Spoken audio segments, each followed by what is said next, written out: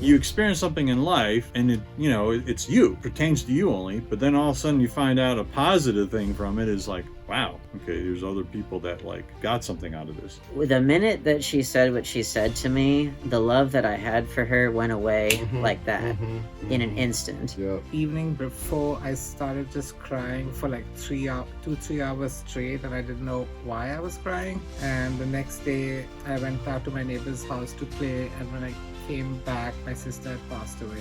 And that made it worse because that was not, at that time I was labeled a Christian, does not sit well with Christ. And so I was kind of like, literally like, I know one time I did something that I have to basically go to my grave with, and I was literally looking at myself, and I'm like, literally, you're a freaking monster.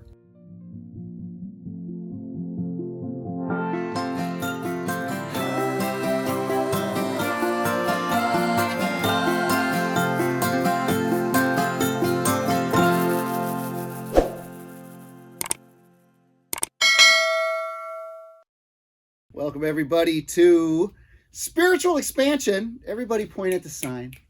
Oh, and hit these snaps for Spiritual Expansion. Thank you all so much for being here. And the format that we are doing here today is called Soul Sauce. I'd like us all just to sit up real tall just for the time being right here, and just look around and make eye contact with everybody around, and maybe even a little smile, and just show some gratitude for all of us to show up today and make this connection. Yeah, so like this is what we'll call a more intimate group compared to some of the other larger groups, and all groups have the potential to create meaningful engagement, meaningful heart-opening concepts for you, and just anything good can happen, and really some bullshit can happen too. So let's see. Also this event benefits the Big Love Yoga Barn and our relocation fund as well. So some of your donations tonight go directly towards the relocation fund of Big Love Yoga Barn. I can give you a lot more details about that kind of stuff later. Basically, we're going to be shutting down our current location in a few months and getting ready to open up a brand new location over on the plaza. So keep an eye out for that kind of info, and just come to Big Love Yoga Barn as well for all kinds of other events and gatherings and community, and your generous donations are very well appreciated. All right, let's actually introduce ourselves. We'll go around, and Sharam, you are back there, right? Yes. I'm in the dark. Okay, yeah, okay. How about let's go around and tell us just something randomly bizarre about yourself. How long do Dan, you you'll only have a chance for one. You beat me to it. Jason, you're doing very well. Kudos. Okay, just something randomly. It could be anything. You don't have to make us laugh. It can just be something quirky, something bizarre, something interesting, or something completely blasé. Whatever comes to your brain. Introduce yourself. How about Dante? This is my favorite question you've ever asked, bro. This is exciting. Look at this dude. He's already fucking writing notes. He's ready to He's go. up to number 25. What he can do right now. Like, I can't even think of like something. It's just I don't know. You're just totally normal, right? Well, if you make up something, we won't know either. So That's true. Hey, That's what true. what about what was I said. okay? You'll talk about your name, and then look, we just did a trip to India in November. Did you have any one kind of experience that maybe pops out of your brain that you'd like to share about? Actually, I thought about what I was gonna say, but You can say anything you Yeah. need to say, bro. It's all good. yeah. Well, my name is Deontay, and okay, so I was born in Charlotte, but I haven't grown up here. So, Okay. Yeah. There you go. That's a good one. Okay, bravo! Yeah, that was exactly what you asked for. I was We did not know that about him. I wasn't raised. It's shocking. Okay, I was waiting for the punchline, but I guess that was it. That's all I can think of. All right, brother. Well, we're what's your glad to name have again? you here. Thank you so much. What was the name again? Deontay. Deontay. Nice to meet you, brother.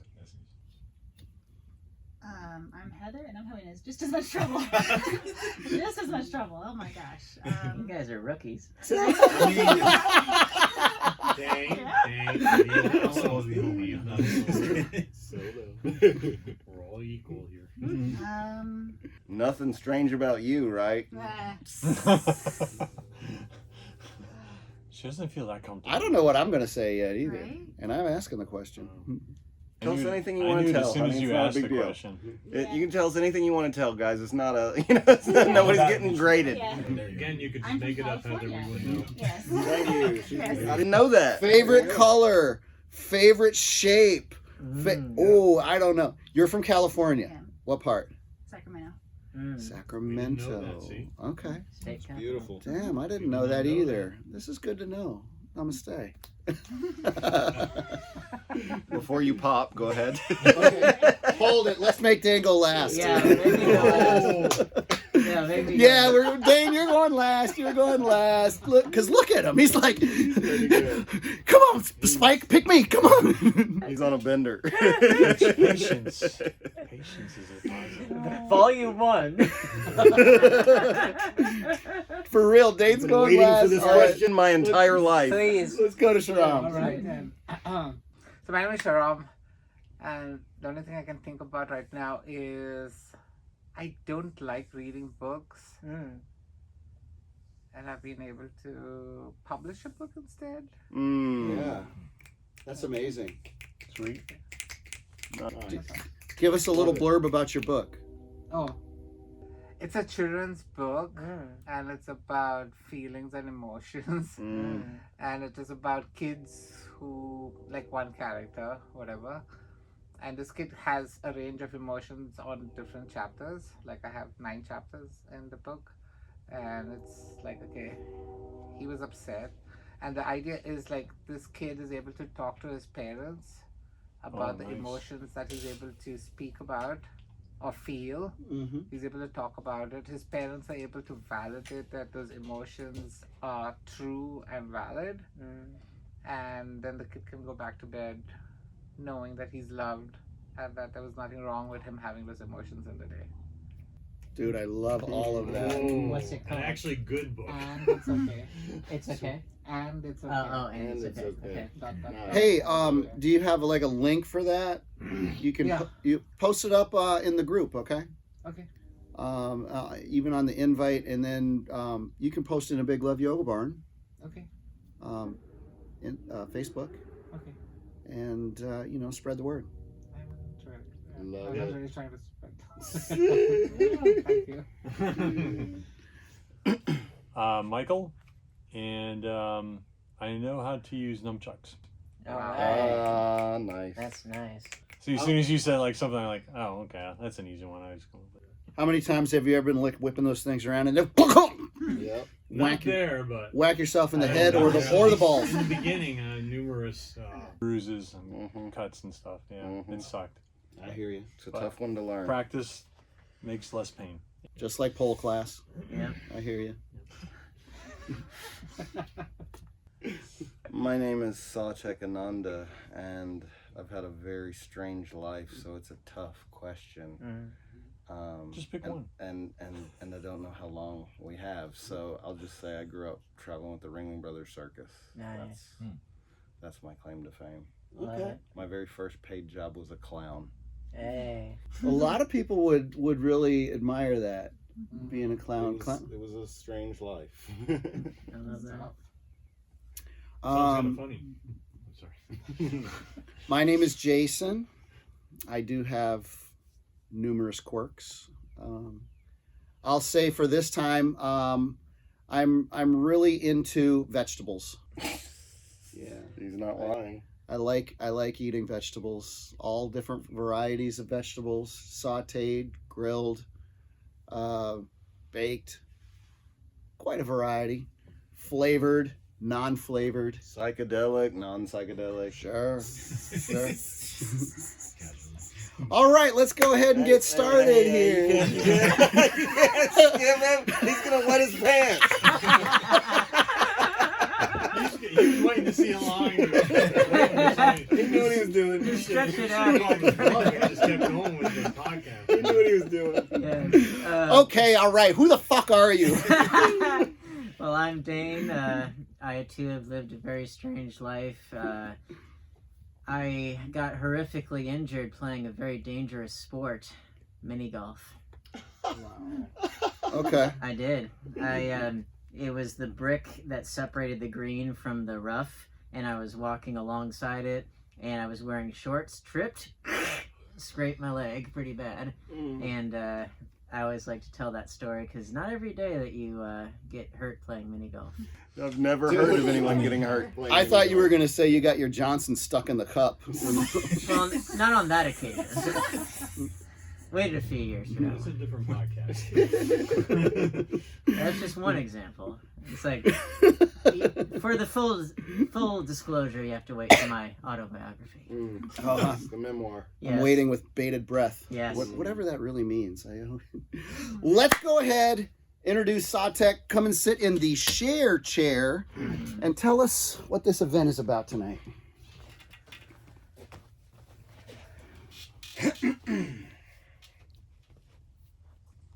Greetings, everyone. Welcome to Soul Sauce. This is a safe container. This is a spiritual support group to share who we are at a level of depth and vulnerability that most of us don't get to experience in our daily life. And this format, as we do it, started at the Big Love Yoga Barn, and we started it during the pandemic.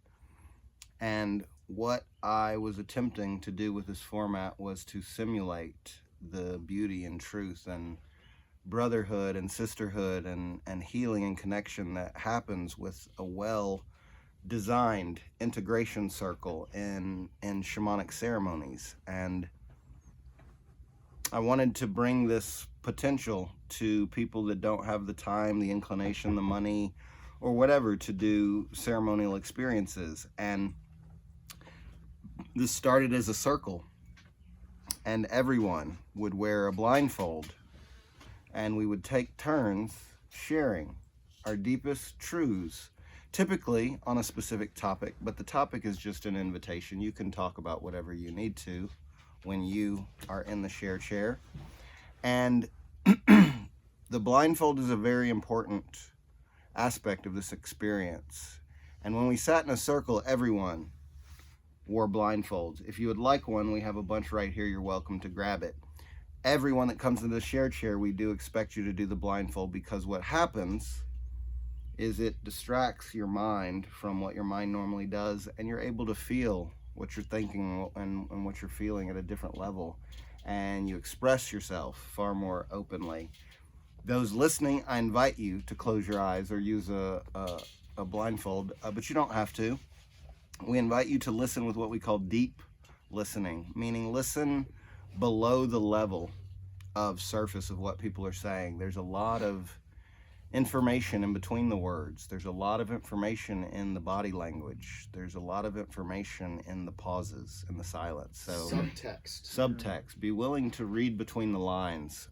Part of what makes this container sacred is not just the fact that we give you a platform to share your truth, but that we give you the opportunity to hold space for others, to be genuine and connected listeners, because the service is deeply appreciated by people in this modern society. It is very rare that we feel like we have space to really talk and share, and someone's going to genuinely listen and someone genuinely cares. So that's the purpose of this community and this experience. We call this the share chair. Everyone here will hopefully have an opportunity to come up. You do not have to come up. This is not Fight Club. But we invite you to. And don't worry about all the camera stuff. If you say things that you don't want shared, just let us know. We'll cut it out. Please don't let that stop you. This is a safe space for you to figure out how to share yourself with the world. This is a safe space. And so please just give yourself, if you're open, if you're willing, give yourself the opportunity to experience that. Tonight's theme is Heartbreak Hotel. Heartbreak Hotel, and that's a loose theme. You can approach this from any direction that you need, and I always tell everyone, like, if you need to talk about something else that has nothing to do with the theme, you're welcome to. It's a general direction. The idea of Heartbreak Hotel is to give us all a moment, an opportunity to talk about the ways that we have been hurt. It's not expressly just a romantic thing. And I'll give you guys an example in my share. It's not expressly a romantic thing. There's a lot of ways that our hearts get broken. And we would all love to hear anyway your heart has been broken in your life tonight. We can hold space for it. We do not judge. We do not try to fix. We do not psychoanalyze here. We simply listen deeply, and then we ask curious questions that will help you dig deeper into your own truth.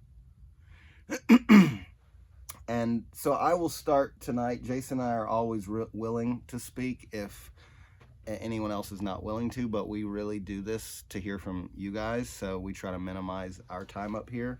But I will open with an example of heartbreak, and I want to start on something that's non-romantic, and I want to invite you that any story you need to tell, you don't need to mention anybody's name. You can tell any story in your life without mentioning someone's name and be perfectly honorable. In my case, I'll mention who it was because it was my mother. And I had a challenging game with my mother for many different reasons, partially because of who I am and my personality, my character, and partially because of who she was and her character. But for the first 6-7 years of my life, my mother was the best friend a child ever had. And I understood why later in life, when she told me the only reason she had a baby was to give herself a reason to live, which I think she was telling me to make me feel important, but it actually just made me feel very confused and a weird type of responsibility a child shouldn't feel for their parent. And it made me afraid for her life in a way that a child shouldn't have to carry. She told you when you were 6? No, it was later. It was later, 10, 11, something like that. But it made sense to me why she was such a good friend. She was my best friend in the world, and she wrote songs for me, and she would change out my toys. She would hide some of them, so I had to look for them. It was such an amazing relationship until it wasn't. Until I started thinking for myself, and she couldn't handle me having my own opinion. But I slept in the bed with her until probably 6 or 7 years old, and I was always a visceral sleeper and dreamer, and she would wake up with bruises because I would hit her in her sleep or whatever. And one night I had this dream of a neighborhood kid, and I got in a fight with him, and I literally, wrestling style, jumped and drop kicked this fucking kid, and I practically kicked her out of the bed. I drop kicked my mother in the bed, and she was like, "Go to your fucking room." And she sent me to her room, she kicked me out of the bed, and that was it. That was no more mommy cuddles, no more familial whatever, and I had to learn to sleep in my bed all alone. And I wasn't afraid of the dark or anything like that, but but it broke my heart in ways that it took me most of my adult life to figure out. And I never really thought about why I have to sleep with a pillow in between my legs, and it's because I grew up with my legs wrapped around my mommy. And when she sent me to my room, I didn't have, so I had to have a pillow to wrap my legs around, and I still sleep with a pillow in between my legs to this day. And And I really, really loved sleeping with my son too. And we let him sleep in the bed until he wanted to sleep in his fucking room, because I remembered how important that was for me. And every single night, no matter what happened, this little motherfucker's head would be attached to my body. Like he would be attached to me like he was charging like a battery. And what's so magical is that I brought him out to visit when I was living in LA. He was like maybe 15 years old. And he slept in the bed with me because I was renting a room from a buddy. And at 15 years old, I woke up in the middle of the night and his head is like attached on my body. And it brought back so many memories. And I loved my mother very, very deeply. And I didn't realize until I was 35, 40 years old how much it hurt me to be kicked out of her bed and not welcome there ever again. It was like a breakup, you know. It hurt. I am complete. Any thoughts, any questions? Question. Yep. After from the first night that she kicked you out and you felt that tremendous sort of heartbreak of it, did you try to get yourself back in and then she just kept on the rejection, or how did that go from that point on? That was a great question, and like I don't remember trying to finagle my way back in, but I'm sure that I did. I'm sure I tried to make excuses, or I got a tummy ache, or like whatever. I'm sure I did. But she had too many bruises. She was done. Mm-hmm. And it was very hard for me to hold it against her. I was like, I understand. I wouldn't want to get a black eye while I'm sleeping either. So I'm sure I did that, but I don't have any tangible memories of it. And I don't have any memories of being traumatized because I'm alone or I'm afraid of, monsters or any shit like that. But I do know that for much of my life, I struggled with insomnia, as most ADHD people do, and as a lot of spectrum people do, and I don't ever remember struggling to sleep before she kicked me out of the bed. Mm-hmm. Mm-hmm. I've never realized that until right now. So thank you for that question. Mm-hmm. What were you saying? No father. I did have a father, surprisingly enough, but he was not there. He was not present. He was traveling with the circus. Okay. Yeah, I would get to visit him during the summers, and he did not cuddle with me. Gotcha. He did not and I didn't want to cuddle with him because he had the worst farts in the world. It was unbelievable. It was unbelievable. I'm good, Dad. I'm good. Who else has a question or comment for Satek? Yes, Dane. Do you feel like this event with your mom, did it give you any kind of attachment issues that later manifested themselves in your romantic relationships? Mm-hmm. Great question. I think our core wounds always manifest in our lives, especially parental ones. Right, and so yeah. Like the first thing that popped up when you asked the question was a girl I dated in high school, late high school into college, and she had deep attachment issues. Her parents were very dysfunctional. Her dad was an alcoholic, and he would cheat on her mom, and then they would argue, and he'd smack her around, and then it'd feel bad, and they'd make up. So she saw this pattern over and over again. So she had all these very deep insecurities, and we would cuddle. I would sneak into her house at night and stuff during high school, and then we lived together in college, and we would cuddle. And I've always liked cuddling, but once I'm asleep, I need space. I need to whatever, and I had more than one argument with this girl. We would wake up in the middle of the night and I wouldn't be holding her, and she would have an emotional breakdown because I don't love her, because I'm not touching her every moment, and so I saw my own neediness with my mother in that, and I saw this, I can't manage this. I can't be responsible for your fucking emotions 24/7 every day. I cannot handle this. So that's one of many ways that I saw this dynamic with my mother get mirrored. Wow. In life. That girlfriend was a reflection of you. Mm-hmm. Was that pattern repeated in other relationships? Like, did you figure it out right away? I never had that problem with another girlfriend that was like, we have to have an argument now because we woke up and I wasn't fucking holding you. I never had anybody that, wounded again.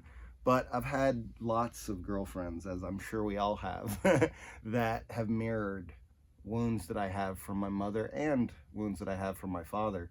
And I hope we can dig into all of those stories tonight. Anybody else? All right, awesome. Let's get going. Do we want to go around? Let's go around the circle because we don't have a lot of people. Are you willing to start for us, Dane? come on, Dane. Duh. Grandma, yeah. Somebody's got to do it. Somebody's got to do it. As ironic. With Dane, let's control the flow a little. Like what we talked about another time. You know what I'm saying? Okay, that was a really weird thing to say out loud to everybody, but thank you. Thank you. I didn't hear anything. Okay, so he's got his blindfold on. Anybody that's ready and willing to close your eyes, please do. Tell us your name, Dane, or well, you obviously, and then tell us anything that you can about this idea of heartbreak. Well, it's kind of funny because I step up here and it's like I'm wearing my yellow one very ironically because that's classically the color of fear and all that stuff. But anyway, so yeah, Dane. Well, I think heartbreak really defines a lot of my life in many ways. I think the worst kind of heartbreak is romantic, of course, but I think that, heartbreak, like you said, can take place in a lot of different areas. It's like, where do I start? I think that the most general way to say it is that I think it's heartbreaking when people in general, whether they're family, whether they're friends, whether they're romantic partners, whatever, when they act a certain way all along the way and then somehow they change, somewhere the switch gets flipped and all of a sudden they become people that are not like the ones that you knew them to be. And it's different for every person. It's different for how long they're going to last as whatever you wanted them to be or whatever they presented themselves to be. And they can go back and forth because like my parents were I never really knew which version of them I was going to get. If they were in a bad mood, which was much of the time, I didn't know if it was my fault or not. It was because they acted basically the same if it was my fault or if it wasn't my fault. So that is very difficult. And so you become hypersensitive to people's moods. And, then you see friends that act a certain way and then suddenly they just decide to betray you or they decide to show their true colors, and then it makes you not really trust other people or you want to keep them at arm's length, something like that. And then romantically, just the mere act of being with someone and then it not working out, regardless of whether you're the one to break it up or you're the broken up, in both cases it's heartbreaking. And well, for me, the most lasting one is, the collapse that I was engaged in, years ago, and it still affects me to this day. That's probably been the most lasting example of heartbreak, but, it manifests in other areas. But yeah, I think it's just people's lack of consistency and their lack of, people. It's true that people change all the time. Everyone evolves, sometimes in a good direction, sometimes in a bad direction, but, people show you who they really are eventually, but people generally don't really stay, either because of you, because I've also moved a lot in my time. I very rarely did I have a stable place to call home because we moved cross country a lot of times. Charlotte's the place I've stayed the longest, so it more or less is home now. I don't want to die here, but it's more or less home right now. But it's just, I think that's very difficult to take, and it is heartbreaking when people that you want to like stake your life on, basically, when they're not worthy of it. and in every area pretty much, and everyone's a mixed bag. And it's especially hard when it's someone that you really love deeply, and you can't really trust that they're going to be the same way, and just the lasting effects it has on you as far as your ability to find joy in your life, in the world, in other people. The things that you used to love they lose their flavor. It just opens up this Pandora's box. When the heartbreak is bad enough, it opens up this Pandora's box of every worst instinct you have, or every worst perspective you might take, and so you have to fight against that all the time. You have to fight against your own worst nature all the time, because you've been so hurt, and it gets ripped. It's the classic metaphor of your heart gets ripped out, and stomped on. It's a perfectly true one, but it affects you in all these ways that you don't even realize, and it does affect your mental health, it affects your emotional health, it affects your physical health, and you have to put in a lot of work to get past that. And I think the original topic of this episode was what lessons you've learned from heartbreak. And I mean, again, it's one of those, how long do you have? Because I mean, I think that heartbreak, as painful as it is, and as much as we don't think we'll necessarily survive it, as I almost didn't, it does teach us a lot of things. And I think that for myself, it did teach me what I'm really made of. The fact that I can withstand really tough things, which I kind of knew anyway, but it just reinforces it. And it forced me to try to better myself in a lot of areas. It forced me to really actively pursue health and wellness in a way that I didn't before.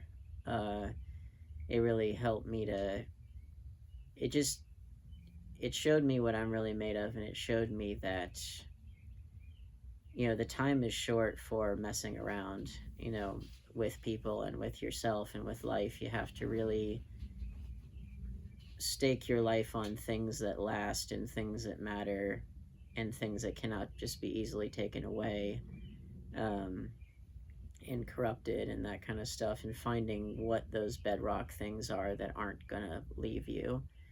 That's what I've been trying to do ever since then, and my life has improved a lot in those times, but it is hard still, because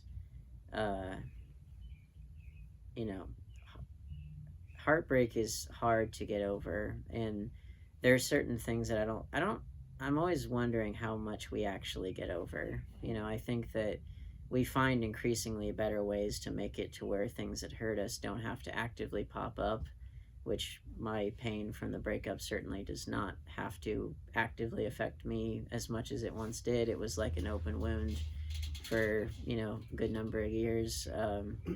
But excuse me, go ahead. Dane.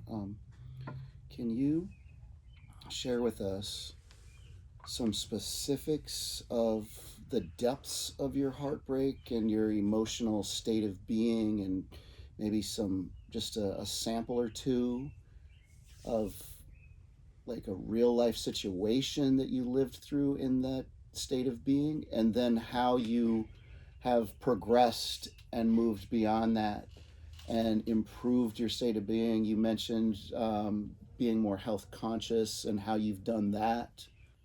I have a whole story about that. So my now ex-fiance said, this was in the event of her grandmother, who she loved dearly, died, and then she just kind of slowly faded away in the grief, and she had a lot of unhealed wounds herself, which I can see now a lot more clearly than I used to, because I'm more familiar with what those are now. And she was always I was not first in her life anyway, which I didn't really care for even in the good times, but it became where I wasn't even second. I was like moving down the scale of priorities really far. And eventually one day, even after we got engaged, and I gave her some ultimatums, there was a point where she said, I'm going through a lot and I need to take a step back. And this is without her having lifted a finger to fix what was wrong. not even lifting a finger to do couples therapy or anything.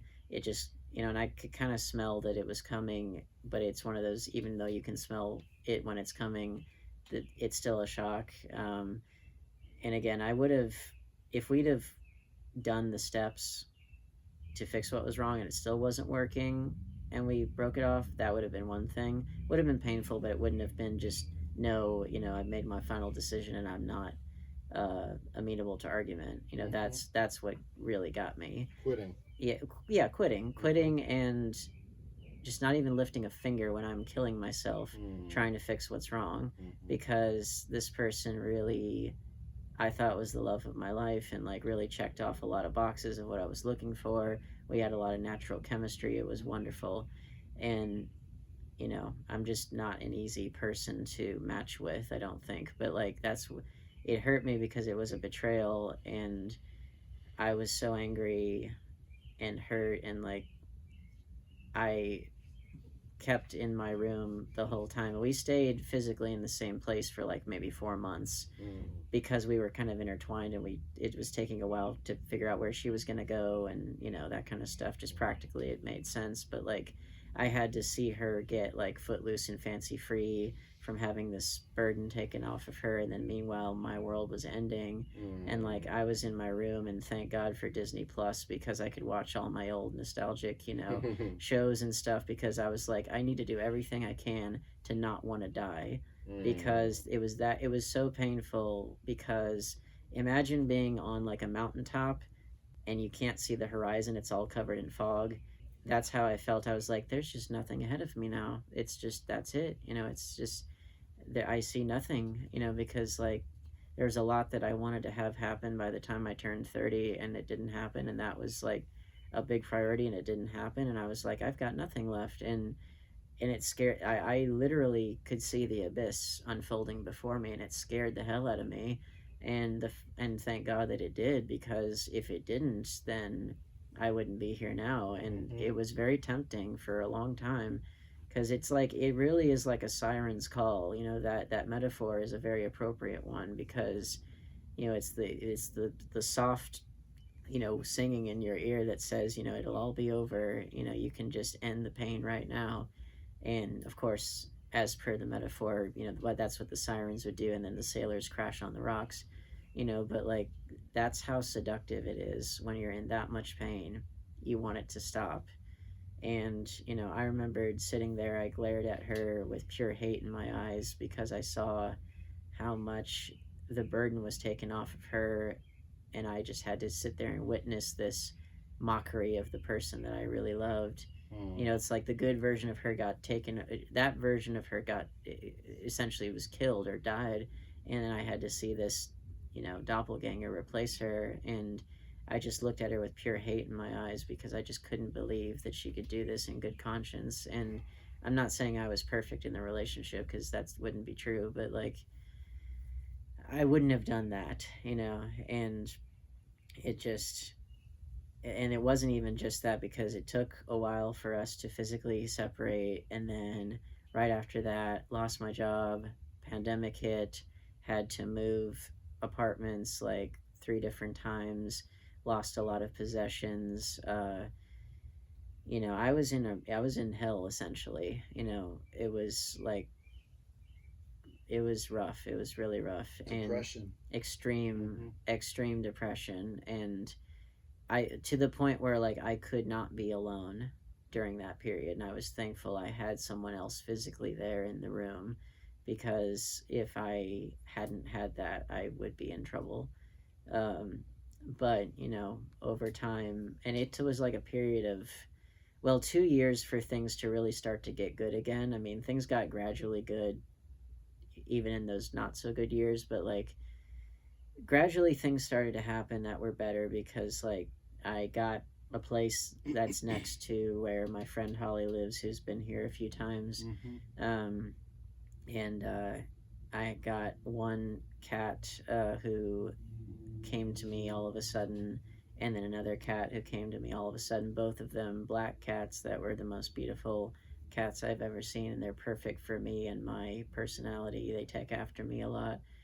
And I couldn't have asked for better cats. And animals love unconditionally, and they don't betray you the way people betray you. They don't lie to you. They don't have ulterior motives. They just want to love and be loved. And so animals have succeeded where people have failed. And many stops and starts, I finally got a much better job. I have done well at it, and I've kept it for the longest job I've ever kept. I've gotten friends. I've gotten, just the pandemic really told me just how much this world that we're all so proud of, all these things, this construct that we're so proud of can just be taken away from you immediately. And so you have to not root yourself in the expedient and in the temporary. You have to root yourself in the eternal and things that last and things that really matter. So I don't have any time anymore for the frivolous, pretty much. And do you feel like you have? I feel the depth at which she hurt you, and I really appreciate your story. Yeah. And I'm glad you made it through that ideation phase. Do you feel like you have healed that wound now, or do you feel like you're still carrying it? Well, depending on how depressed I get, there are some days where, well, the thing is, I think all of us can hypothetically think about suicide and stuff like that. Mm-hmm. We can all hypothetically think about it, or we can imagine a crazy scenario. It doesn't mean we're actually going to do it. I don't put any stock in that. But, like, when that happened, I now know what that siren's call is, and I now know how tempting the abyss is now in a way that I didn't used to. And so that's something I'm going to have to wrestle with, with just knowing how you can reach that place where it is so seductive that you have to fight against it at every juncture. And, So are you saying that you did contemplate suicide? my mind went to those places. I didn't really ever have a plan, mostly because just even hearing that siren's call and seeing the abyss in my head, that in and of itself scared the hell out of me, to where I was like, I got to do everything I can to fight against this. It was just my survival instinct kicked in, but I didn't have a formal plan or anything like that. The contemplation of suicide, even if it's on the periphery, is a very deep place. Some could consider that to be a spiritual, emotional rock bottom. Mm-hmm. It definitely From was. that point, let me ask, was that your rock bottom? Unquestionably it was. And what flipped to make the rebound for you to come up from that rock bottom? Well, it wasn't just one thing, and it wasn't quick. It was a kind of sustained period of time where you just live long enough and gradually things get a little better and a little better. I wish the rebound had been faster. I planned for it to be faster because I was never a man about town type prior to her. I was, the thing I realized is that my world was actually quite a bit smaller than it is now. So that's another lesson to be learned. But when it immediately happened, I was like, I'm not going to let the moss grow on me. I'm going to, keep moving. I'm going to get out there and I'm going to try to meet more people. I'm going to just keep busy and not let myself fall into the depression that I would. Couldn't do that though, because the pandemic hit soon afterward. So I could not shake the dust off my feet like I wanted to. I couldn't just rebound. I had to sit there for 2 years with no other choice but to just feel the pain and just try to survive. And we were all trying to survive, but and that's what's funny about that period of time, is that the actual pandemic was the least of my worries, because I was in so much pain for a much more serious reason in my head. It didn't help, of course, but oddly enough, I remembered feeling like, okay, now people feel how I've had to feel in my life, of being isolated and shut in and not socializing with people, because I was homeschooled for my formative years and I couldn't do a lot of things other people could do because of my food allergies and a lot of other health problems. So I was like, well, people are finally getting a little taste of what it was like to be me. And Misery loves company. yeah, well, but and I had hoped that other people would And learn. did it make you feel more happy to know that other people were miserable? Not that they were miserable, but I would just had hoped that they would place a greater value on certain things than they were, and I don't think they necessarily did. I think that in some ways they got worse, but I do think that there were some net positives from the pandemic as far as people realizing that life is fragile, life is short, family is precious, friends are precious, life is Feelings precious. aren't every fucking thing in life. Like I get, like they don't make me happy. Well, and I TikTok's need not going to make connection. you happy. Exactly. Instagram's not going to save you. All these kinds of things. What about Pornhub? That's not going to save you. Oh. But All right, hold on. Does anybody out here have any questions? Dane, you never got any therapy? don't even get me started on therapy. Okay, well, I mean, Well, He's had plenty of Well, therapy. I'll tell you a brief How about just 2 minutes of the I'm therapy not story? asking that as a pro Like, therapy question. I can make it short though. 2 minutes of a therapy. Give us what you can. Well, so there was a guy I saw for 2 sessions during the pandemic. It was e-health, virtual visit, and the second appointment, he like verbally attacks me, twists my words around, doesn't listen to me, he just makes a lot of wild assumptions about what I'm saying with no evidence whatsoever, saying that it was a narcissistic statement or whatever, and I'm just like, you don't even know me. Like, you can't even make these claims you're making. And I absolutely burned him on Google, and my review is up there to this day, and I named him, I went into detail about what he did, and the therapist office called me, tried to sweet talk me into taking the review down, and I would not take it down. It is still up there. You can look it up if you are so inclined. And then apparently I'm not the only one he's done this to. He's done it to multiple people and worse, like he's fallen asleep during people's appointments. He's overcharged them. Like, That sounds like a licensure complaint. Did you make a Did you make a formal complaint? well, I didn't know at that time if it was just me. I mean, I guess I could, but like I know how devastating bad Google reviews can be, especially for small businesses. So I had no problem laying waste to that place, and I'm glad I did. And that's another thing that it taught me was don't mess with me. I've reached that point where like you can get the pause or you can get the claws. It just Dane's getting ghetto out here. He got some chicken neck. Well, I absolutely mean that. Like I am past the point of niceties at this point. There are certain things I will not tolerate, and you will take to your keyboard in vengeance.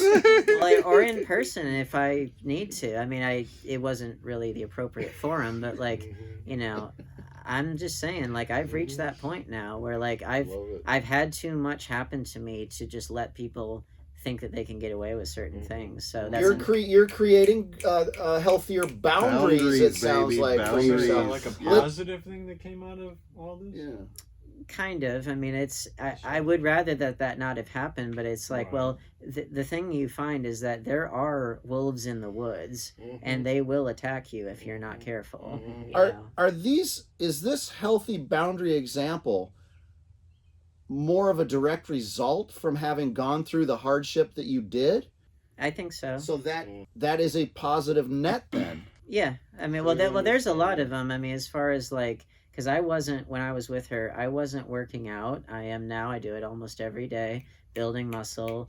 I take a lot more care of myself in terms of diet, in terms of physical appearance. Are you doing that though to spite her? No, not to spite her. It's to be, well, you're on the market again. You have to do your best to try to. It's to flip up them feathers. Well, yeah, you got to do what you can do to like make yourself the most appeling person you can. You gotta bump your own stock up. Yeah. I love that. Who else That is has a wise. question or comment for Dane? I mean, that's just one big one. I mean, heartbreak has existed in a lot of different areas. Sure. Anybody else? Did you have anything else? No, I feel pretty good about this. Dane, Yeah, that was very Covered it nice. pretty good. Thank you for sharing and going so deep as you did. And Well, it's one of those things though where like it still sticks with me to this day, and I wish that it wouldn't, but the thing is, like, there's a part of me that just wishes that I could undo it entirely, but if I did that, I wouldn't have.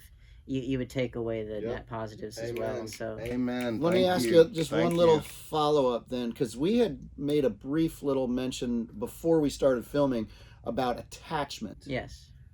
Let me ask you this. It sounded like in the height of your relationship, you were probably 100% attached to her. Is this correct? Well, I was, well, because here's the thing, like, I've not really been like a casual relationship person. I haven't really been able to get into those. Not that they're even all that worth having in the first place. And generally, quality is better than quantity anyway. And so then when you find someone who checks off a lot of key boxes, and someone with whom you have real chemistry, and someone who liked me too, you know. Well, what I mean by that is attachment beyond your own better good. I think at that time it was. I think I would hope that I would know better than to, you know, get completely caught in the trap prematurely. If only life worked that way. I know, but it's something I've done a lot of work on the attachment styles and stuff like that. And the thing is, like, most people I keep at arm's length, and that's part of why, like, when you find someone that really does connect with you, it's like you don't want to let that person go, because 99% of the people that you meet are just kind of out here somewhere. So it's something I fear, but it's also one of those things, well, I would need someone new to practice on, because I've learned a lot about some of the things I was doing wrong when it came to, like, I didn't have enough of a life of my own at that time, and I do now. You know. Well, and that's also where I was going with the expansion of the question, and that is, I still feel a little bit some attachment that you have still towards her. Can you quantify, like, what percentage from the 100 are you still attached to her, and what more can you do to release that bit of attachment? Can you make us a pie chart of your pain, please? He's a scientist. He's an analytical guy. Fucking question. Well, I wouldn't. I'm sure he can handle it. I definitely could if I had a chart. If I could. If he had a PowerPoint. He's very visual. I definitely could if I had the time, but well, I'll phrase it like this. The minute that she said what she said to me, the love that I had for her went away like that in an instant. Yeah. Oh. But the thing is that it broke the game. It all went away completely. But the thing is that now that a lot of years have gone by, I've never once missed the actual person as she is, but I miss a lot of the good times that we had. I missed the good years, the good times. I missed what she could bring out of me, and I missed just we just in those good times we had a lot of fun, and she could really make me feel at ease and really bring out a fun side of me, because she was very fun herself, and I miss that a lot. I miss the person that I thought she was, and that person basically died, and so I still have an idea of who I would be happy with, and I would like to see if I couldn't find that basic person, but maybe a more caring version of that basic person, because she was too full of herself, and didn't really, when she did care about me, it was really good. Like, she could make an effort to, like, Christmas 2018 in particular was one of my best Christmases, because she really went out of her way to make it special, and I will always be thankful for that. Beautiful. So if I could have that again in, like, a better form, in a more healthy form, someone that was less about herself and was more of a team player in the relationship, while still checking, because she was also, like, physically my type. She was an appropriate height, you know, just a lot of other things like that. But like if I could more or less meet that again, then that, but a better version of it, I think I'd be in good shape. But Thank you, brother. Good job, brother. Thank you. Thank you so much. If everybody else doesn't share, you'll get another chance. we'll keep going around the circle. And by dig the deeper. way, Dane, I must say you're looking pretty buff. All right, we've been working out. I went to the gym He's pretty today, stylish. actually. Yeah. Love it. Yeah. Love it. Well, Dane's always got style. Well, just being framed for this. But yeah,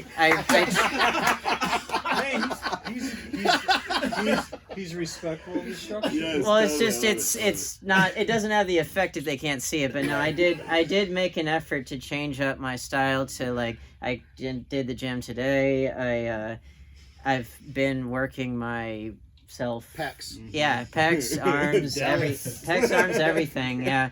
Well, my hope is to eventually get to that place where like it is painfully obvious that like, oh, this guy is ripped. You know, like nowadays it's like right now it's not painfully obvious, but eventually it will be. You know, because like so like my back extensions, I'm at the very bottom of the weight machine, and like the little thing that you slide, I'm at like the maximum settings, so now I can just increase the reps, you know, over time. I want that to be the case for like every machine I use. So You're gonna start your own show after this, man. it'll be like the SNL, like we want to pump We you up. pump you up. Yes, that's what it's awesome. gonna be. Thank you, brother.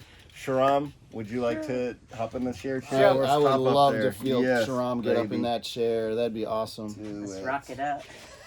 Do it. And you can select a color blindfold if you like. Tell us your name and anywhere you want to start in relationship to the idea of heartbreak. Alrighty, so my name is Sharam, and I started thinking about it while I was laying out there back there as to what my experience was, and the only thought that came to mind was when I was about 9-10, my sister passed away, and for some reason that I think I might know the reason why, I started crying the day before she passed away. She was perfectly fine that day. She had cerebral, whatever it's called. Cerebral palsy. Yeah, palsy. But the evening before, I started just crying for like 2-3 hours straight, and I didn't know why I was crying. And the next day, I went out to my neighbor's house to play, and when I came back, my sister had passed away. So that was the moment, like I was thinking about it, like when was my first heartbreak, and that was that one. Oh, damn. You had a spiritual premonition. How did it affect you? Yeah. So my mom had passed away before, and then my sister passed away, and I said, I guess my turn is coming up soon. Wow. How old were you? Wow. About 9-10. Damn. How old was your sister? 8-9. She Okay. was a year younger. Okay. So how did it affect you? I realized the value of life and how things can change in a heartbeat. Or missing a heartbeat, you're dead. Mm-hmm. That was it. The value of life. And how long did you grieve her? Oh, for a while. I still think about her to this date. I And- talk to her. And was there a process that you came to terms with it, or did you never really heal it? I realized like she had chosen, like right now I realize like she had chosen that life for a purpose, and it was time for her to move on, and she left, and she's there in spirit with me all the time, and sometimes I think my kid is her, my second eldest. I feel she's come back. What? I'm sorry, what was that He again? thinks his daughter is his sister. Oh. Yeah. It's very Oh, beautiful. wow. Can you expand on that just a bit? Oh, so my kid once told me while she was in the bathroom, she's 6, 7. I mean, she's 7 now, but at about 6, she says, Dad, you know, you're gonna die soon. I said, oh, right, yeah, I know I'll die. And she said, don't worry, you'll come back, and you'll come back and you'll have a new family that you will grow in. I said, oh, okay, cool, thank you. She's like, remembers how it happened. Yeah. She's like, here's how it'll happen. And it's Totally. okay. Yeah, totally. She's so sweet. I So love his she's daughter. always protecting me, and I was just talking to someone earlier today, and she said, like, she is protecting you for some reason. She felt that energy. So like I said, oh, that's interesting, because I've always felt like I never felt like she was protecting me as a kid, but it brought in a different perspective earlier today when I was talking to someone, and they said, oh, she's definitely protecting you. So that was kind of neat. Amazing. I love that. Your daughter is so sweet and so intelligent. Was that the only real heartbreak you faced in your life? I've had a couple of successful marriages that taught me so much. That's an interesting way to put it. It was plural.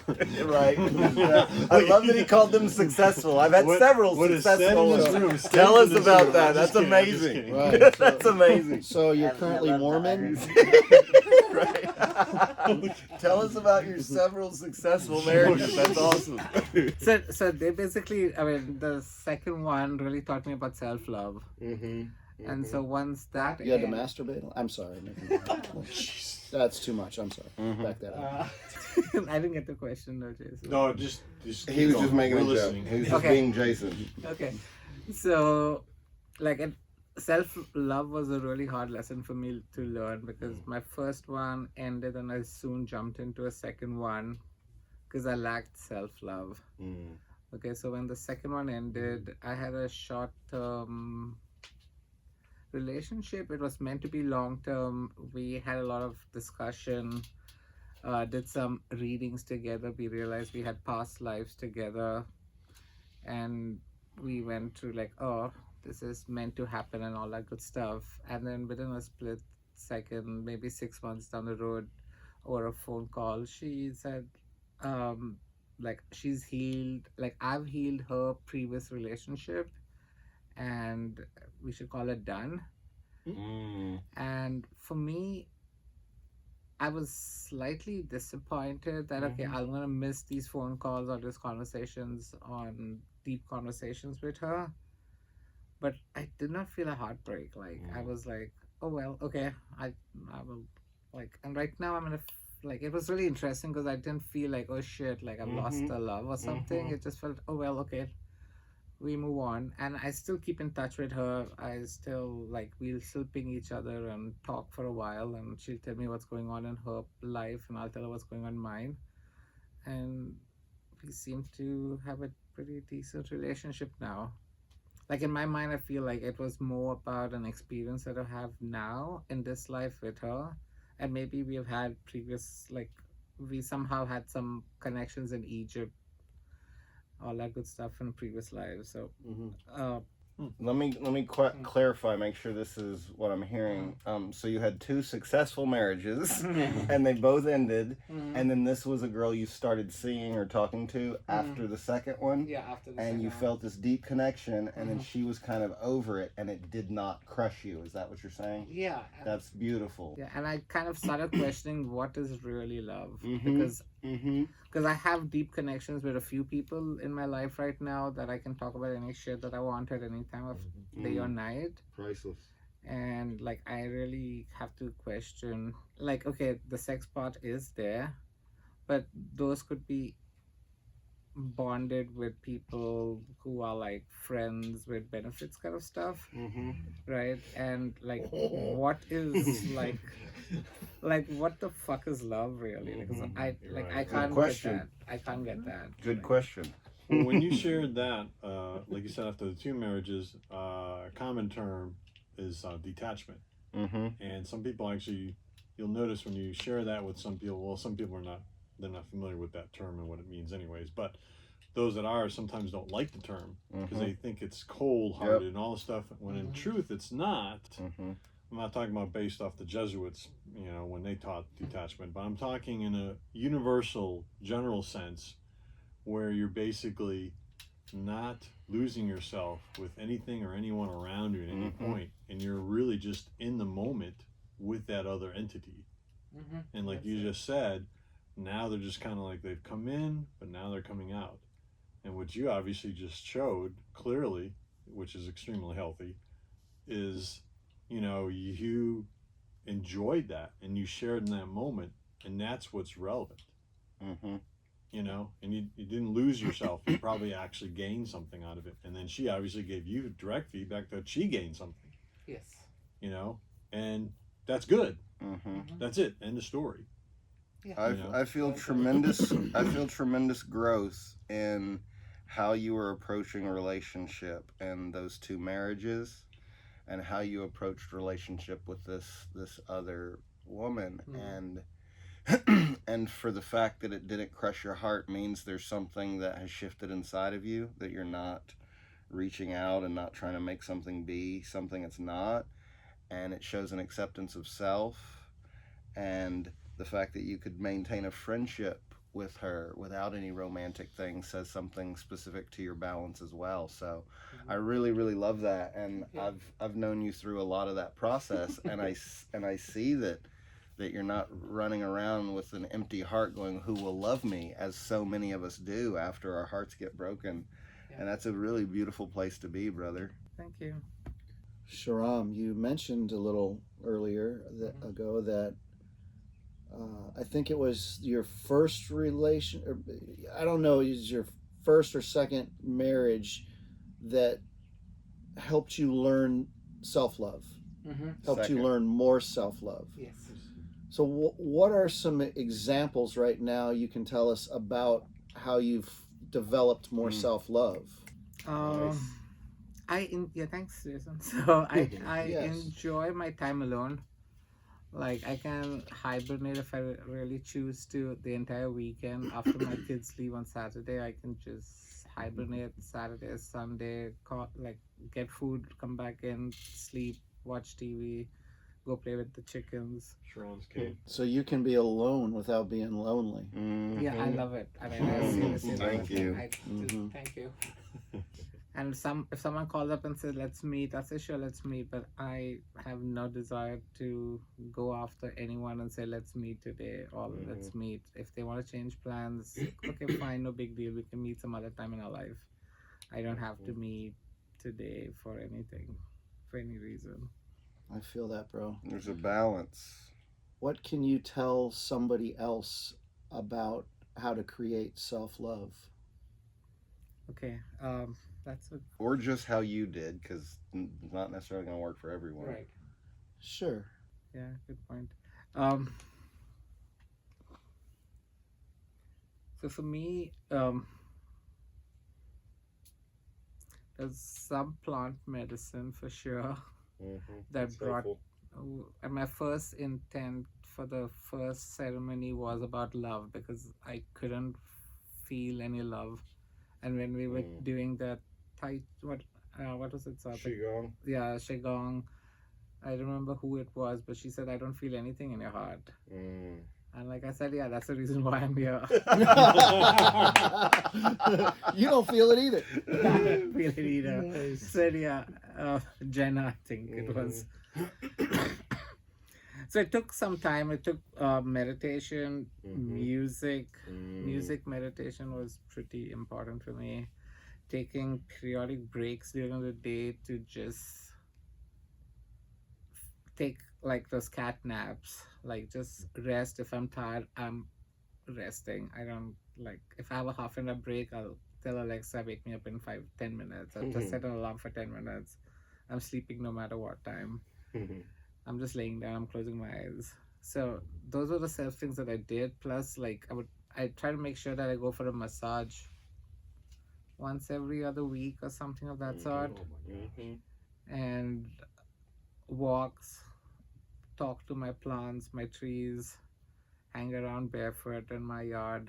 And if I need to walk on the streets, I'll walk barefoot if I have to, no big deal.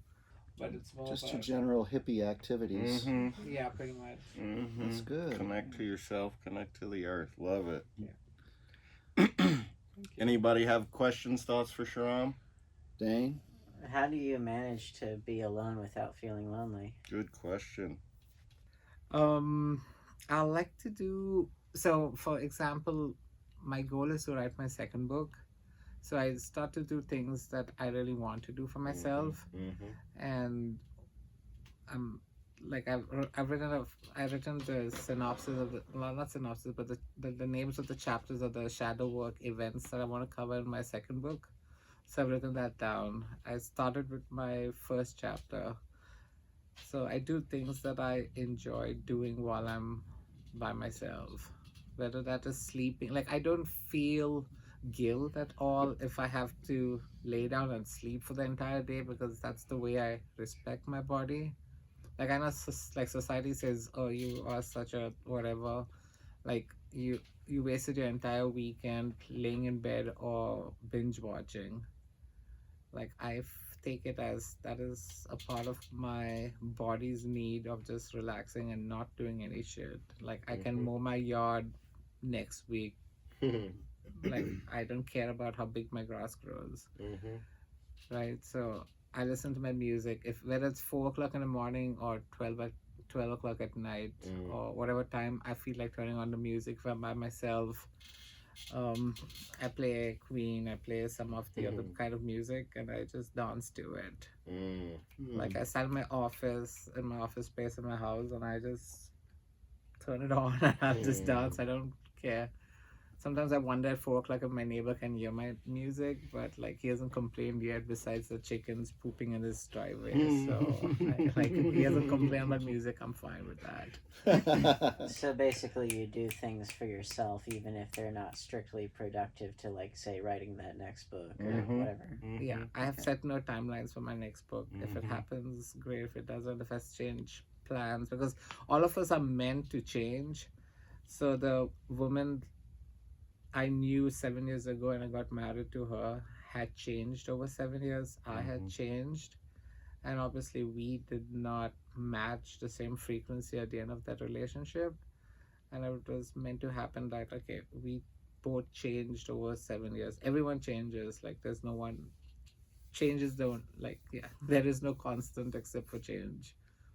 So we both changed, relation ended. I've changed since then. She's changed obviously since then, and we have a decent relationship where we have to take care of our kids and whatever, like child custody kind of stuff. I drop her there and drop my kids over to her place, and we communicate pretty well. Like, she'll text me. I was gonna say, yeah, you're pretty civil and everything. Yeah, That really helps the child. yeah. It does. That's good. That's awesome. Yeah. It does, and I want y'all to understand that when Sharam first came to Soul Sauce, he was deep in introversion and anxiety and endless rumination, and he had never loved himself. And this man did his work, and he did some plant medicine, and he just saw through. So you're telling me all of us his own that he shit. is slightly changed. He is slightly changed, and has been. And it didn't take 7 years. And no, and he's been loving himself and accepting wherever he's at for years, and it doesn't matter what it looks like, he accepts it, and that's the challenge.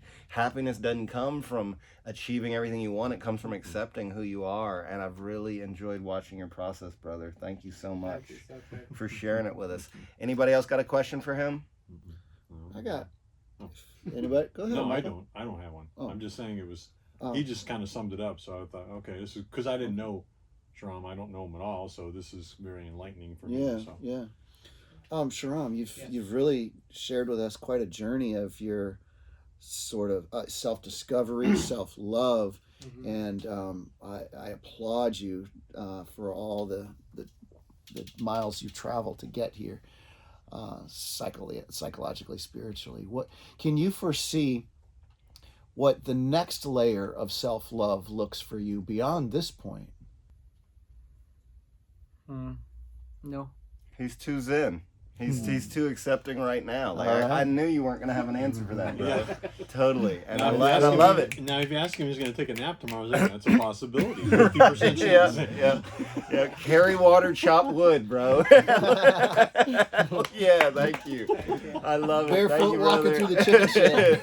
No, hey, as soon love as he it. said earthing, I'm like, oh man, I pulled that crap up. I'm sorry, pulled up that stuff years ago, and people are like, "Really?" I'm like, "Dude, this is science proves this. This is legit. I'm not lying to you. I'm not making up some weird stuff." And they're like, "Oh, go look it up, man. Go look it up. Totally. It's very healthy." Yep. Thank you, Sharon. Thank you. He was like, Great work. "Come on, you could have just taken the ride off. You're not gonna wait for us." Michael, would you like to share? I can. Please you do. Check? Please do. You sure? Yes, Go bro. for it. Yes, Oh, bro. okay. Yeah, they're inspired by you as well. I don't know about that. Well, I just say that to everybody. Oh, okay, good. I feel much better. Second, You don't feel special or nothing. Don't feel special or nothing. Choose Yeah. a snazzy color. Get a. Would you or like a can close blindfold your over eyes, here? or I you can do usually a blindfold. don't, so Yeah, you I can could close, try, but I close don't your know eyes. if I can. I don't know if I'm able to, so I'll probably have to do the blindfold. Yeah, most people have Because I'm trouble not keeping their comfortable. eyes closed on their own. It's not a normal thing for people. But Yeah, trust me, yeah, it's 'cause there I for a was- reason. I was trying to do it over there. Hold on. I think it's both of them over. Perfect. All right. I have no idea who wore this before. Yeah. I'm just kidding. Just kidding. Well, we'll see on Ah! the other side. Oh my God, what's happening? Oh my gosh, how many previous lives did you have? No, I'm just kidding. All right. Tell us That's a your real name question. and anything that feels important on the topic of heartbreak to you out of the gate. Michael. And let's see here. Because as soon as Jason had said what the topic was, I was kind of like, oh, okay, I got an easy one for that. And so I'll keep it brief. And the only reason I'm choosing this one is not necessarily because it'll, might reach out to some of you folks, but that was one of the quote positive things that came out of the situation. So I chose once to get married. And for the record, that will not happen again. All right, and you'll see why. I'll get to that point. So in case any of you are kind of like, oh my gosh, he's bitter. Like, nope, it's nothing like that. So throughout my lifetime, I was the only term I can think of is blissfully ignorant. I didn't lean toward any specific type of ideology or religion. I mean, I was raised Roman Catholic and then Christian, so I have that background. I'm good with those images that are kind of been buried and burnt into my mind. I don't take offense to it. I actually embrace them. They're very positive. But compared to other folks, even though we talk about don't compare yourself to other people, my life was very cush. And so I made somebody just like a lot of us that we care about and could argue. It's not arguing, obviously admitting, there's red flags and, that discussion everybody can relate to, setting boundaries, seeing red flags, seeing green flags. And so when I saw some things about this other person that I cared a lot about, again, because I was in that type of mindset back then, I'm like, well, hey, I got faults, she's got faults, everybody got faults. So, what's the big deal, It's not gonna change how I love this person and it's stuff that we can't work through or whatever, okay? So one of the faults, I guess, that's I know it's a subjective term to use, kind of derogatory, but she was alcoholic. And I'd say within a month or less before we actually got married, she had a DUI. And that's just not one, there's multiple other types of behaviors. So she was already married and she hadn't finalized her divorce. And so that actually kind of rubbed me the wrong way in the beginning. And so I was kind of like, well, for us to move forward this relationship, it'd be kind of good if you're not technically married, okay? And folks that are familiar with that kind of stuff and legal stuff in the state, which is a corporation, North Carolina, have to be separated for 12 months, and then you can file for your divorce. And so here I come with blissful background, like I told you guys. I was blessed with really great parents. My background, I guess, as far as class or status, was middle class, so that always puts me in a good position to not work hard in life. I was actually had a strong work ethic, but not to experience things that other people experienced. And so here I come into this environment that's all new for me. Number one, somebody I'm crazy about, so I'm interested in getting married. That's all new. Number two, I've never been a stepdad, let alone have children. Number three, slight toxic relationship she had with her ex. Wasn't very positive. And then I gradually saw the relationship she had with her mother, which was my mother-in-law. It's like, okay. So at the time I lived in Charlotte, so I went ahead because, quote, when you love somebody, you know, you'll make some changes for them, or sacrifices even. So I sold my house and moved my entire business. Just those that don't know me, I'm a mobile disc jockey, so I do private events. So moved all that to go to Greensboro because that's where she lived. Totally made sense to me because that's where the children are. You stay close to the kids, makes complete sense. I was totally fine with that. There was no resentment or anger or what about me, none of that stuff. It just totally made sense to me. It was logical. That's what, I could do that. I'm just by myself. And so we get married at the courthouse because we had some issues with both families and all this stuff about planning out the wedding. And then I was like, maybe it's easier we just go. Don't tell anybody. That way we're equal to everybody. Yeah, they didn't like that. But at the same time, it wasn't like we had one set of family there as witnesses. We ended up picking total strangers to be the witnesses at the courthouse. So we get married, and those who are familiar with the disease, and again, of course, alcoholism is not the only addiction. Addiction can take any other types of forms. So just so folks know, I'm not like segged on a particular drug, because you could be shopping, you could be a workaholic. All those things are the same concept. It's addiction. Obsessive compulsive behaviors. Yes. Yeah. The key thing is addiction, as long as that definition encompasses the fact that it basically takes over your life and destroys it. So it doesn't matter what it is. And so gradually, that particular disease was doing what it's supposed to do. And I obviously was not reacting too well to it.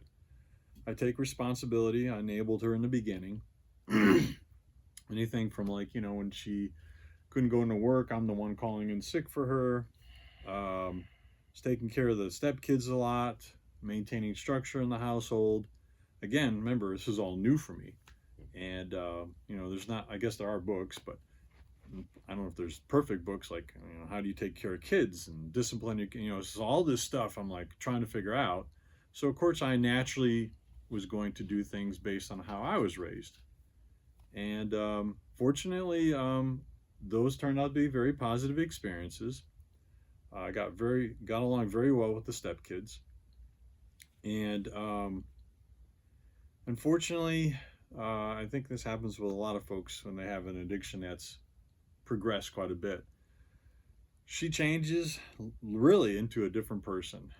And her choice as far as her habits was evenings, so she wouldn't drink during the day, kind of be after work, after 6, box wine. Sometimes and the only reason I'm giving you specifics because sometimes it actually connects with people, and I'll explain why, because I didn't realize that stuff clicks with certain people based on their experiences. So anyways, literally just transform into a different person. I obviously didn't like that. Just normal, typical emotions, everything from confusion, anger, because what happened is that's part of the addiction, is kind of convincing the other person what's happening is your fault. So I admit that I absorbed some of that and misidentified with it, take responsibility for that. And I already had some of my own issues. So as those that have been married know, one thing that I think always comes up in a marriage is money. So the financial situation wasn't good. She had horrible credit, so obviously everything had to be through my name. And it got to a point where I was starting to exhibit behaviors that I personally would pretty much, if I found another guy would do it, would kick the shit out of him. So, and I struggled, that made it worse because that was not, at that time I was labeled a Christian, does not sit well with Christ. And so I was kind of like, literally, like, I know one time I did something that I have to basically go to my grave with, and I was literally looking at myself, and I'm like, literally, you're a freaking monster, you know. And I was just like, almost like I was separating myself out of my body, and I'm like, this is not good. And so I think we're only married a year and a half. Okay, yeah, up to that point. And then a lot of folks, not that you're going to ask these questions, but usually a question like, well, how long and all this stuff. So as far as like living as husband and wife in the same household, it was a year and a half until I got to my breaking point. And I'm skipping a lot of stuff because, you can, if you have the questions, I'll answer them. But basically it got to a point where I was getting so messed up, and that's typical of the disease. It does that to everything around it. And so I got to the point where I'm like, I got to get my head straight. And so on my own accord, because again, not because of my blissful existence beforehand, but I guess that was what had built me up. Spiritually, for some whatever reasons, Christ had always protected me and always provided for me. And I was extremely grateful and always gave glory to him. And anything bad was my fault. Which, could be argued was Catholic upbringing. But fortunately, for some reason, it didn't affect me in a negative way. It was more of a healthy thing. I basically just take responsibility for when I screw up. So I went ahead and started going to Al-Anon. I got a therapist. Doing all these things without resentment toward her, because she wasn't doing what was necessary. And that was the healthy part of it, because when I was in Al-Anon, I was totally familiar with this organization, didn't know anything about it. And at first I was like, okay, this is all women, where are the guys? And then it's a normal reaction to kind of look for somebody, because if those are familiar with Al-Anon and AA, you're supposed to get a sponsor. They have a certain program, 12 steps, all these kind of things. And so in Al-Anon, I was kind of like, okay, is there another guy who's a stepdad? I was like looking for an exact match, and I was like gradually kind of like, yeah, it doesn't work that way. And we have this group where we share stuff, and so somehow I already had the positive aspects of this particular organization ingrained in me, so it was interesting because I was going there thinking, how can I get myself healed and better? And it was interesting to watch new people like me. Like, I guess I didn't count as a new person because, I was going to about 3 meetings a week, and I was starting to, not become a veteran, but obviously I was starting to get better. Not right away, just, gradually. And it was interesting that I would see how the new people who I was a month or two ago coming into the group, and then watching the veterans not take them under their wings, but react them a certain way. And that's where I was like, interesting.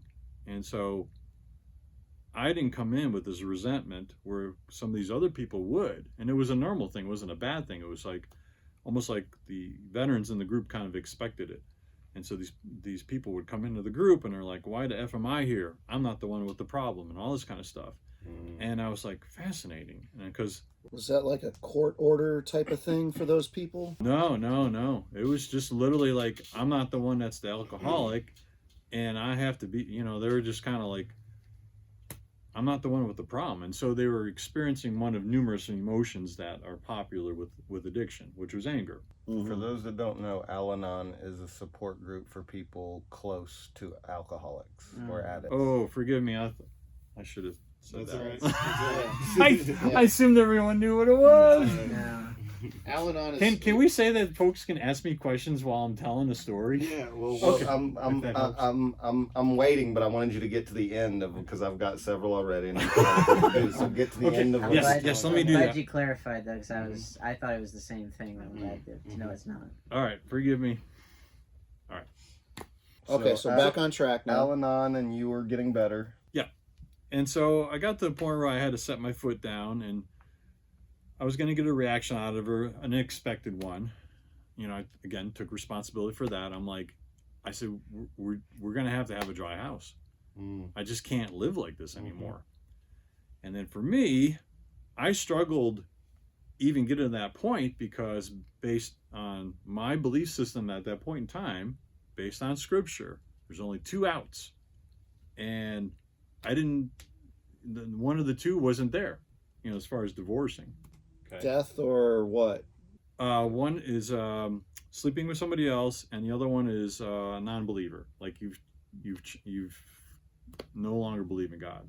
So those two only give you the out for divorce and stuff like that. Okay. So there's only two reasonable excuses for divorce in that tradition, is what you're saying? Yeah, if you go by the Bible. Right.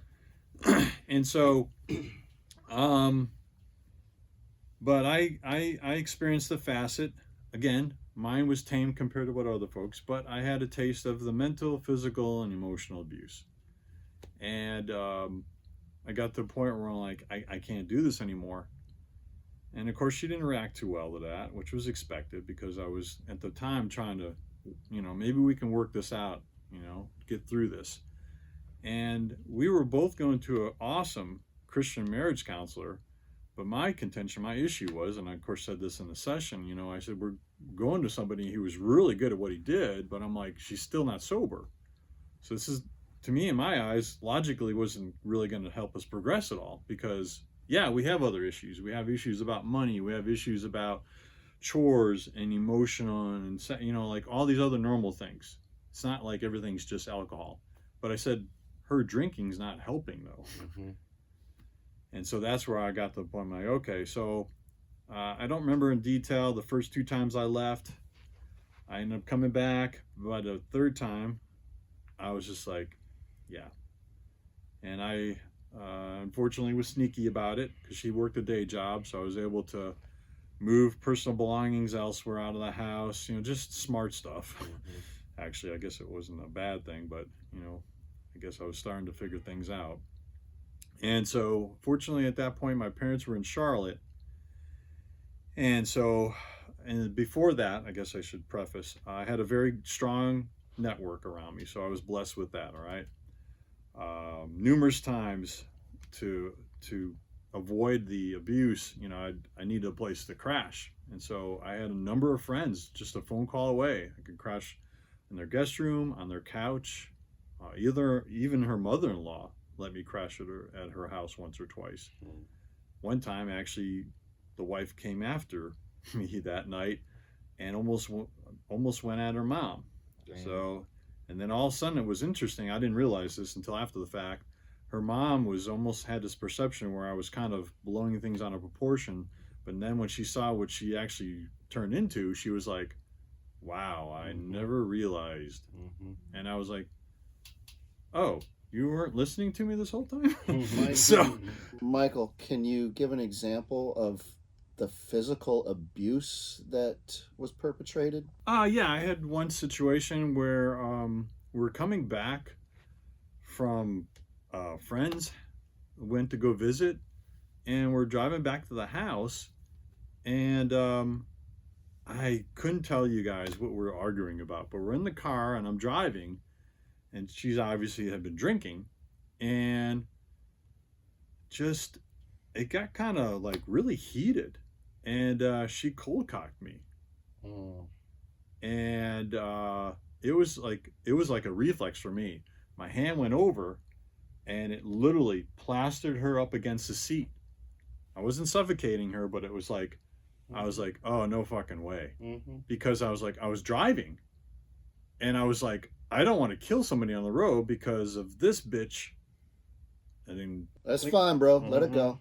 Well, I'm just saying I didn't think of her as that, but I mean, what she just did was like, holy crap. So I basically restrained her until I got to the next stop sign where we're like the next turn, and then our house was there, you know, kind of thing. I couldn't tell you what else happened after that, but that was just one example that was kind of extreme. Thank you. And if you're comfortable, I would like to know anything you can share about that moment that you have to take to your grave, and if you're not comfortable, that's okay. Oh, gotcha.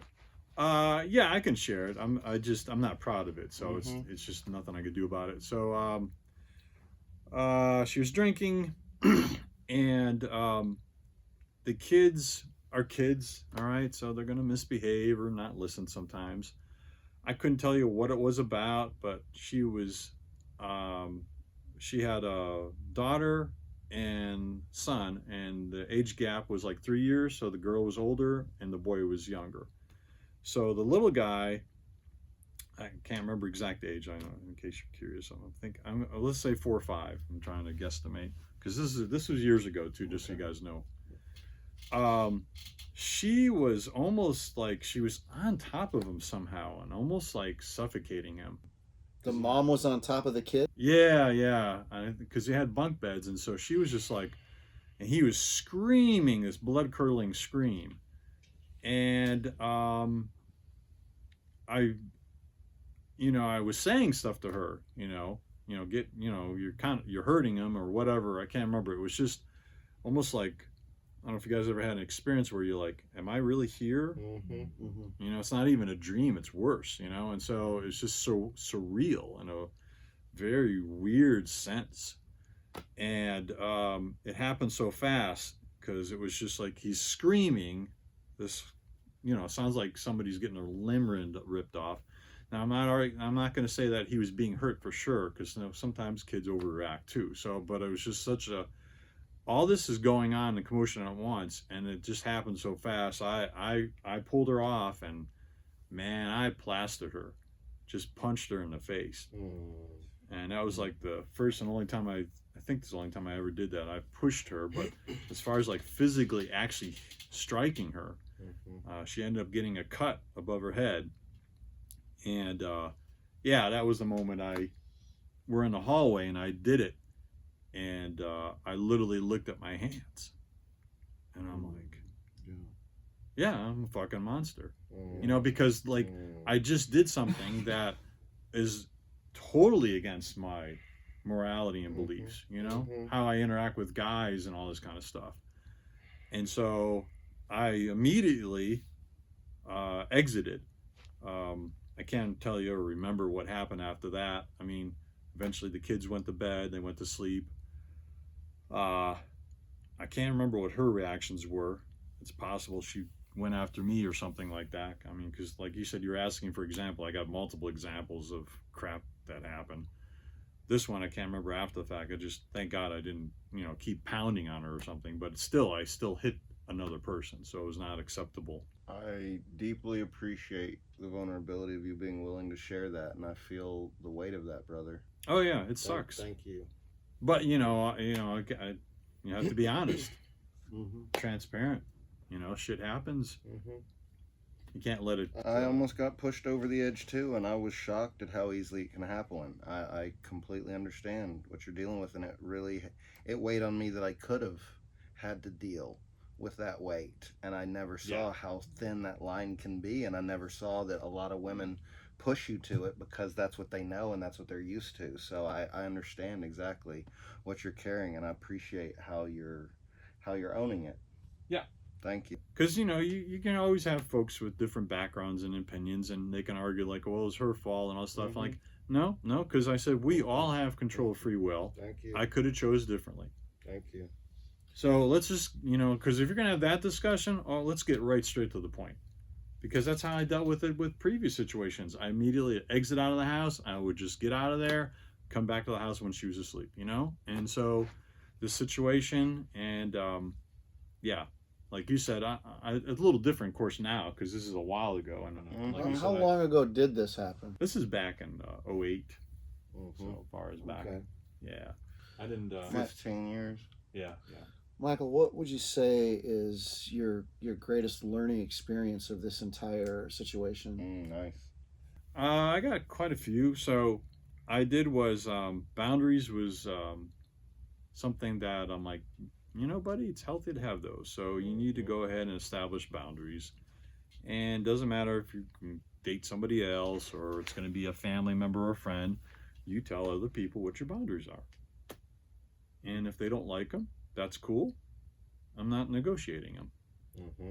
So I guess that was the positive thing. Beautiful. You said there was a couple. Do you have? Yeah. The other one was I promised Jason I would get on these little tirades that I have. I have opinions about a lot of stuff in our country. So I will just briefly say this. And yes, it is based off actual facts. And You are a evidence. Trump supporter?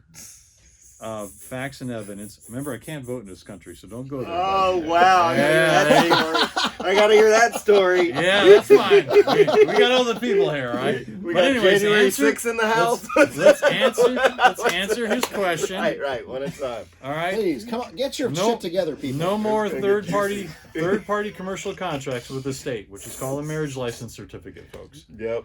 You want to ask me more about it? You got my number. All right, I already handed Let's it. get on to the main Right, topic. well, here. Oh, that's sorry. the other Well, you positive asked me got something. from it. That's something I love. Yes, you had a couple of good, Positive best learning examples. from the Heartbreak. Yes. Yeah. And then what happened was due to my. Oh, I forgot to mention too. So in addition to all that I just explained, which is not pleasant, the experience itself. Also in that time period, we had a tree from the neighbor's backyard fall on our property and destroy the trailer that I used for my DJ equipment and business, and punch a hole through an extra building in the back that I use for my office. And we won't go into detail about what happened with that in the insurance company. And I had to detach retina twice. So I don't use my left eye. Most people. Shit. I guess that's trivia people don't know about me. So all this happened in addition to getting married and being a stepdad within a short period of time, within 2 years. And so I jokingly referred to Christ like, oh, okay, you get me all caught up. And even my brother admitted to that. He was like, dang, dude, all the shit you got, I guess you are caught up now. Like, it was like I was overdue or something.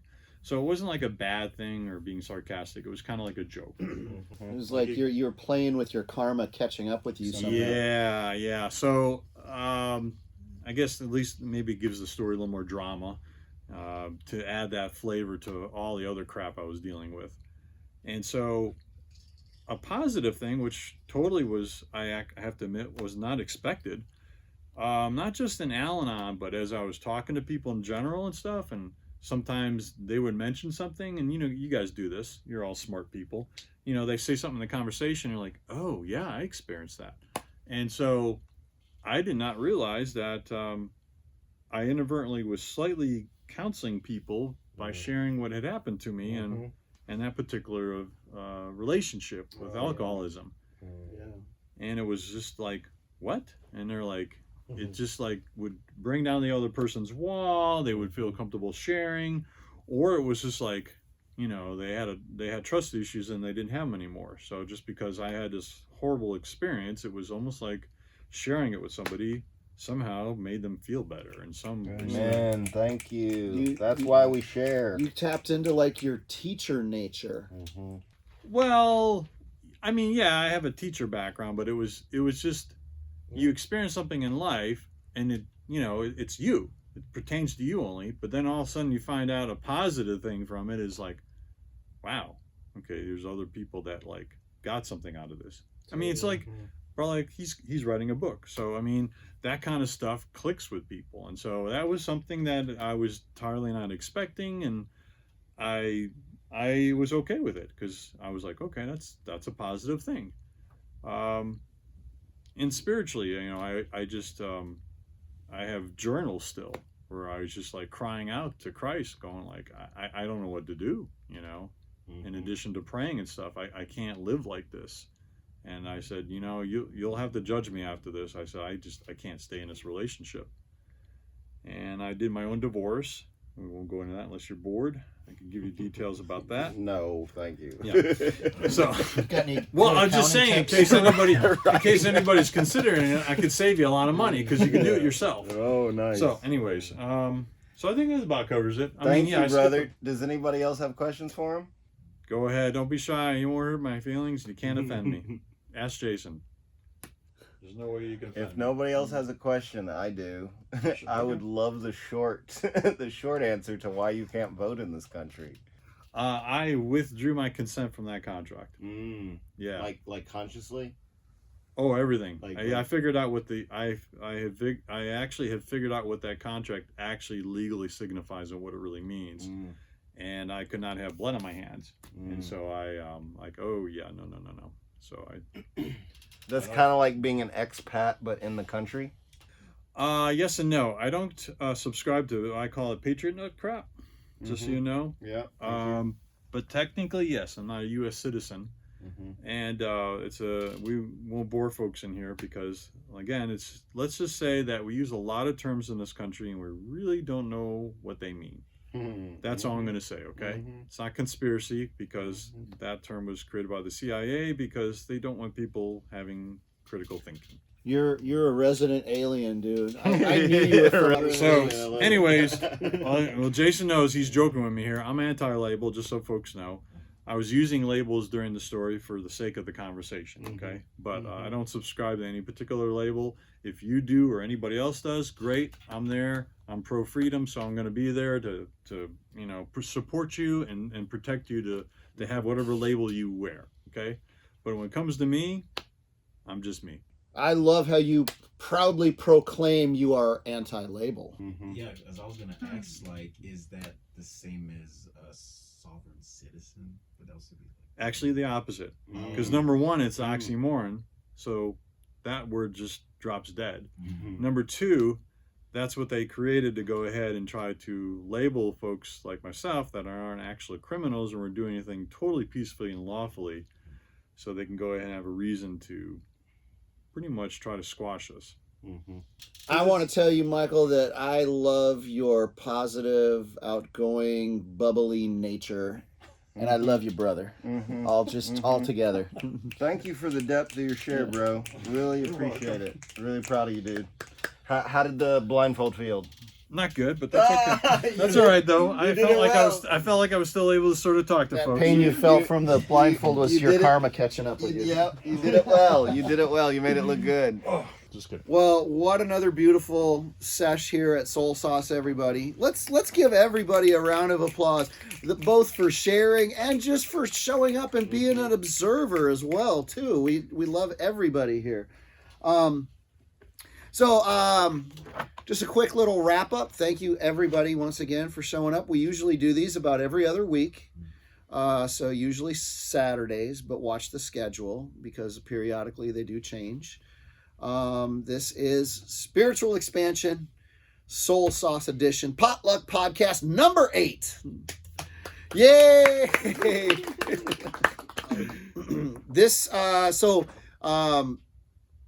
We really appreciate everybody showing up and also sending a donation. So you can send a donation to any of these normal digital methods: PayPal, Venmo, Zelle, Cash App. Cash is fine too. Goes to your facilitators of the evening, as well as a portion goes to Big Love Yoga Barn and our relocation fund. So anything you can contribute is much appreciated. We're gonna wrap it up and hang out for a little bit. Well, we can finish up some food, some drinks, whatever, create community, more chit chat, more connection, More cookies. and get some cookies, man. Yeah. Fire to start. So let's all stand. Put your Sorry, hands it's the DJ part. back out just a little bit, guys, and put your hands on the shoulders. So back out a little bit, so you can go like this. Okay, there we go. Onto Is the it like the shoulders further of shoulder? some. Okay. Look what I'm doing to you. Yeah. And then, okay. Good enough. Good enough. Okay. HR, Yeah, that's what HR. we were gonna do. Squeeze Okay. the person's Oh, let me- shoulders next to you, Oh, no problem. and then Grip there. yeah, Yeah. even clutch it. Oh. I'm gonna just massage. Yeah. I'm not gonna clutch you It's guys. a Whoever's It's a little touching, just so you know. massage. It's a little massage. That's all There it you go. is. And we're just Massage. connecting, and we're feeling grateful That for could one be- another. it should And be. then just stand there and lift your chin and have a great big inhale. And then feel us just collectively move around a little bit. Try not to fall over. Try not to fall over. And everybody push Dane over.